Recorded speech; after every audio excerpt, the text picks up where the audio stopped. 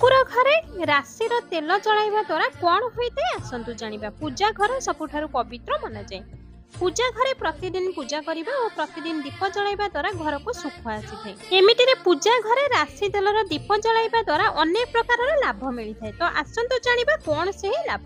किंतु जानिबा पूर्व हे प्रभु जगतरनाथ जगन्नाथ जी भी आपणकर एही वीडियो को लाइक करी चैनल को सब्सक्राइब करी कमेंट बॉक्स में जय जगन्नाथ लिखिबे। तांको जीवन रे थिबा समस्त दुख कष्ट को आपण हरण करि देबे। धार्मिक मान्यता अनुसार पूजा द्वारा राशि तेलर दीप जलाइबा द्वारा धनर देवी माता लक्ष्मी प्रसन्न होइथांती, शनिदेव भी प्रसन्न होइथांती। मान्यता अछि कि एहा द्वारा कुंडली रे शनि दशा दूर होइथाय।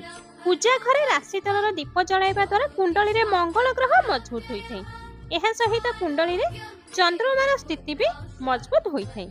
जदि आपणको पूजा घरे प्रतिदिन आपण राशि तेलर दीप जलाई थांती तो एहा द्वारा आपणको घरे नकारात्मक ऊर्जा दूर को चली जाइथे एवं सकारात्मक ऊर्जार प्रभाव बढ़ी जाइथे। जदि आपण आर्थिक समस्या रे चिंतित अछंती तो आपणकर पूजा घरे राशि तेलर दीप जलाइबा उचित। एहा द्वारा आपणको धनर संकट आउ देखिबाको मिलिबो नाही। राशि तेलर दीप जलाइबा द्वारा कुंडली रे सूर्य मजबूत होई जाइथाय। एहा द्वारा जीवन रे सकारात्मकता आसी थाए। अनेक प्रकार समस्या दूर हो जाए। यही भाई वीडियो आगो को देखा आम चैनल सहित जोड़ी हो रुहतु। वीडियो गोटे लाइक कर चैनल को सब्सक्राइब अवश्य कर दियंतु।